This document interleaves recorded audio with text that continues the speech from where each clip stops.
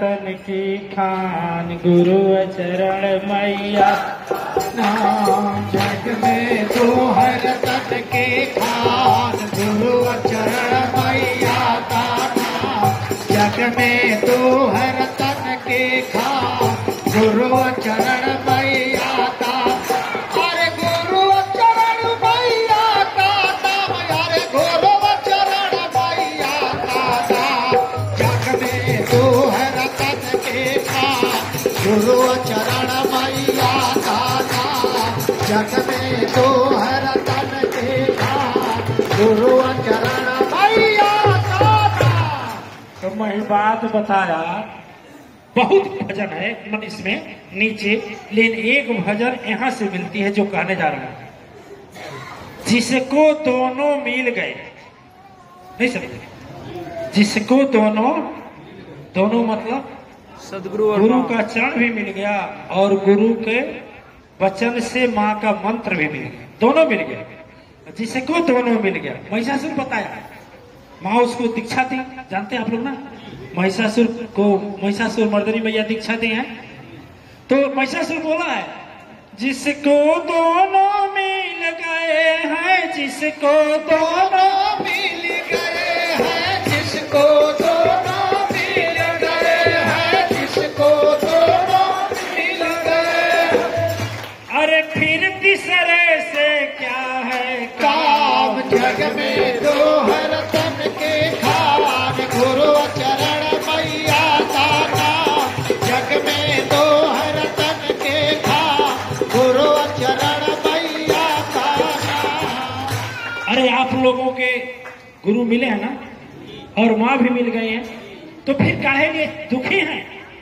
खुश होकर बोलिए कि जग में तो हर है तन के खान गुरु चरण मैया का नाम। जग में तो हर तन के खान गुरु चरण मैया का। अरे गुरु चरण मैया का नाम, अरे गुरु चरण मैया का नाम।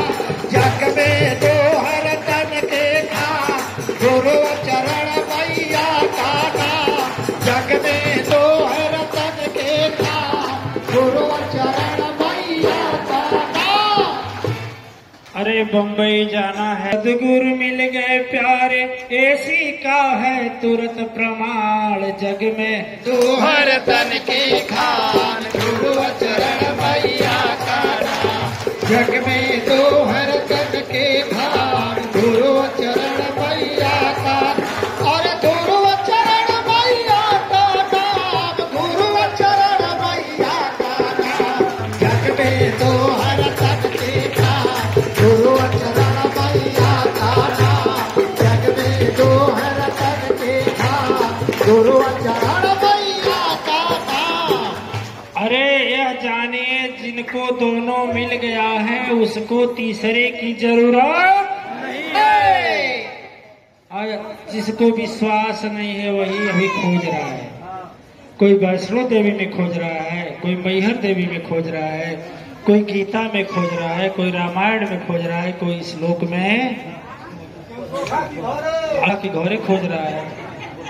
सो का करे भूत प्रेत मिले हैं कि कुल मिली, गुरु जी और अम्मा मिले हैं। ठीक है, जिसको विश्वास नहीं है वही खोज रहा है। इसलिए देखिए, जिसको विश्वास हो गया वह कहाँ जाएगा?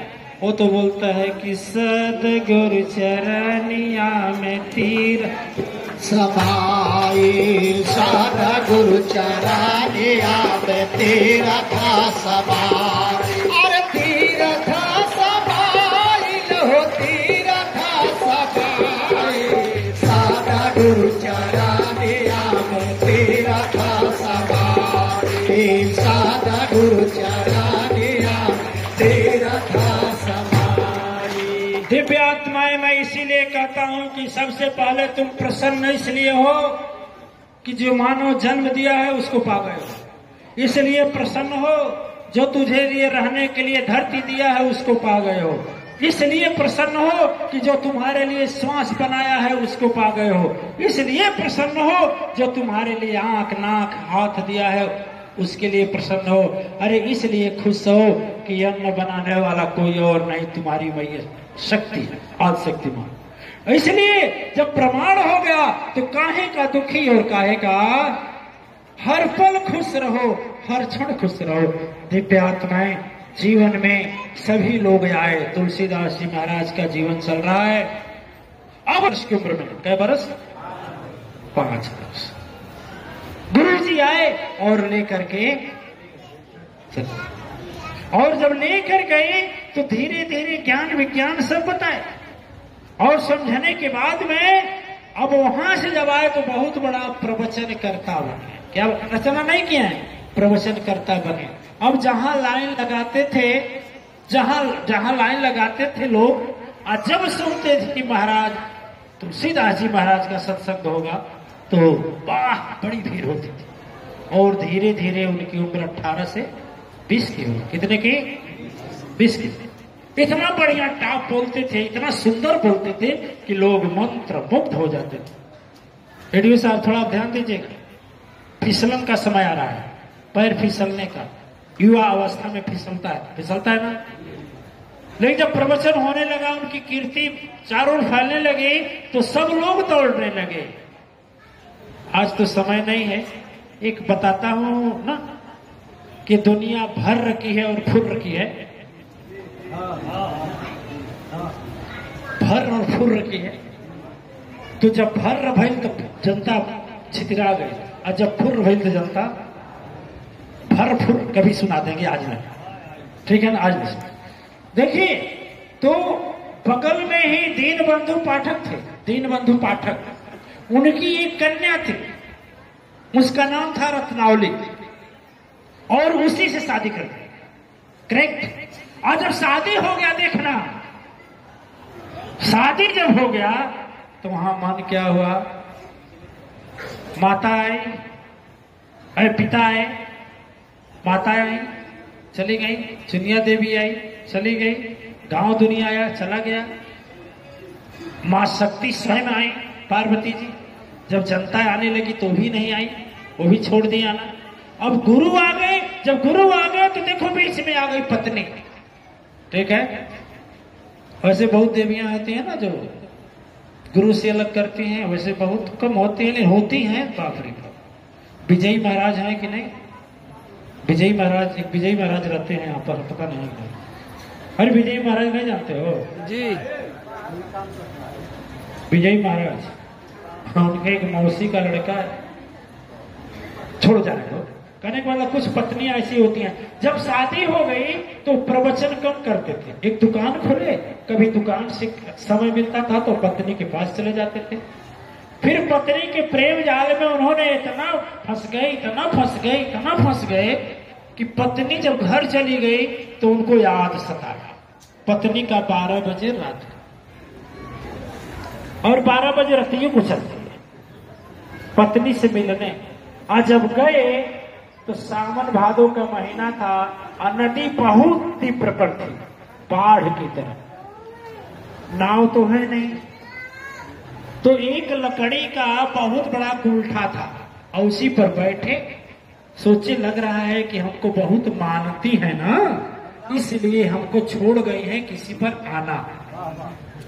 उस लकड़ी पर बैठी और पार हो गई।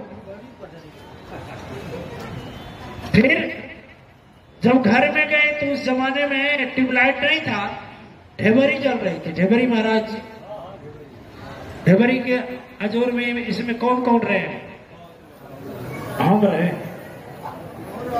अच्छा नहीं आप लोग ढेबरी और लालटेन में? अच्छा चलिए, तो समझाने में दिक्कत नहीं। यही यदि कंबोडिया, थाईलैंड रहता, चाहे अन्य देश रहता, तो समझाने में दिक्कत होती कि ढेबरी क्या होता है। आप लोग तो समझ, कौन नहीं समझा ढेबरी? अरे दीपक होता है माटी का या शीशी का, उसको छेद देते हैं शीशी के ढक्कन को, उसमें पत्ती बनाकर डाल देते हैं, और नीचे मट्टी का तेल डाल देते हैं, ऊपर जला देते हैं।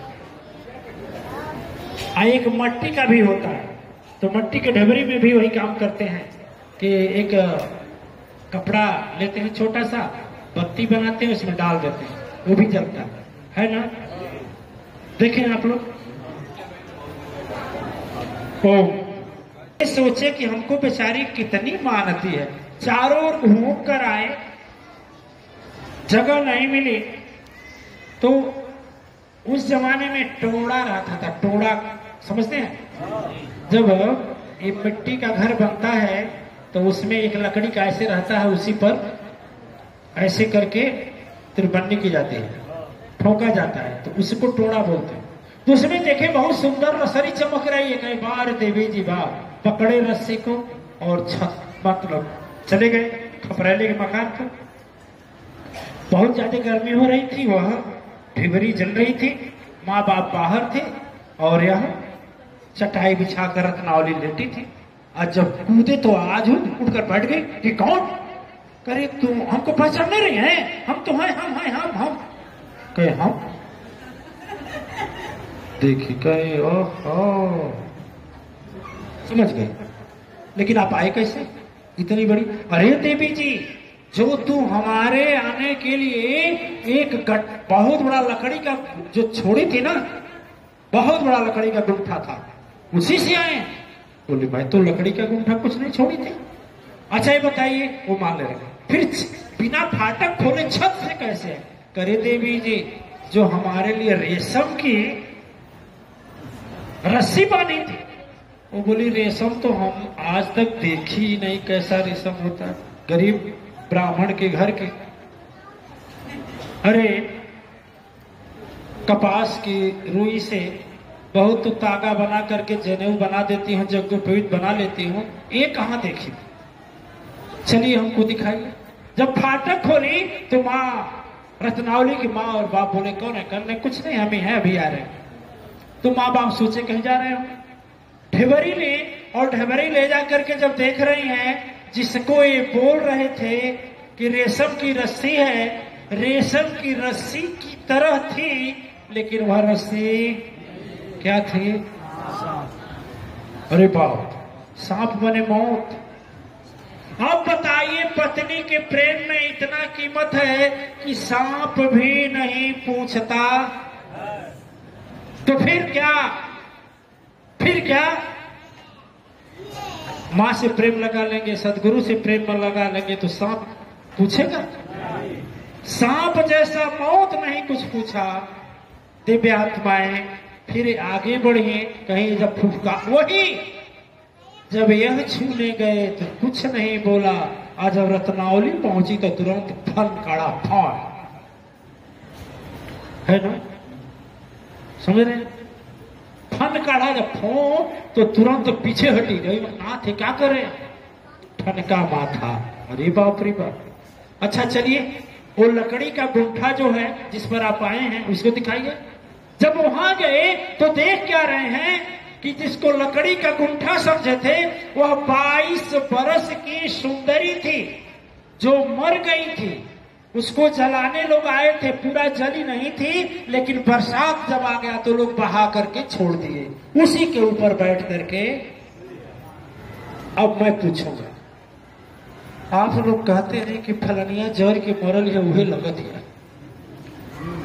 ओकरे घरवा में वो मौत हो गई उहे लगल गड़ंतवे लगत। अरे बाप ते खाली आ तुलसीदास जी ओकरे ऊपरे बैठ के चलिए, उसको भूत प्रेत क्यों नहीं? पत्नी से मिलने का आपको भी यदि सदगुरु और मां से मिलने की इच्छा हो जाए तो क्या भूतवा प्रेतवा पकड़ी? नहीं समझ रहे? जब उसको देखे धिक्कारी, तब बोली है कि सुंदर की प्रीति है कैसी है नाथ। रत्नावली बोल रहे हैं नदी के तट पर, सुंदर की प्रीति है कैसी है नाथ, सौंदर्य आकर्षण चेहरा बताता, मुझसे भी सुंदर है कन्या सुनो। मन से हमसे सुंदरी है, कुछ समय इसमें सांस चल रहा था, हमसे उम्र भी कम है, फिर भी तो असली चेहरा ध्यान न आता। हड्डी व चमड़े मांस की शरीर, हड्डी चमड़े के मांस शरीर जो ऐसा करता है, अरे कम से कम भगवान से रीति लगाते, प्रीति लगाते। अच्छा बोलिए, लोग बोलते हैं वो तो गोस्वामी जी को महान उनकी पत्नी बनाते, वही बोली। अच्छा आप लोगों की पत्नी नहीं बोलती हैं? अरे बोलिए ना, हैं? अरे बोलिए ना, हृदय से बोलिए। नहीं बोलते हैं? बोलते हैं। कितने तुलसीदास हो गए होते, नहीं हो जाते हैं? ऐसी ऐसी बात होती है, यदि पत्नी के बोलने से होते, कितना जाने का तो खाना पीना बंद हो जाए। आओ घरवा बताओ, मारे ली कुल कैसे मारे ली, अब तो कहाऊ लायक नहीं हो। देखिए, मात्र पत्नी के कहने से गोस्वामी जी इतना महान नहीं हुए। जब वो बोली, बात लगा उनको, यही बात तो बात यह लगा सबसे पहले कि मेरी पत्नी है, आज इससे भी सांस निकल जाएगा तो ऐसे बन जाएगी, और मेरी पत्नी से सुंदर है, ये भी तो कभी ऐसे होगी, और ये नाश्वर शरीर है, और सचमुच इसको बनाने वाला मिटाने वाला यदि मिल जाता तो असली शक्ति। यही उन्हें ज्ञान हुआ, और फिर वहीं से निकल गए, वापस कहीं नहीं गए, फिर वही काशी आए और काशी में खोजने लगे भगवान को। कैसे पाए आप लोग जानते होंगे, इसमें बहुत चीज आप लोग नहीं जानते होंगे, इसलिए बता दिया।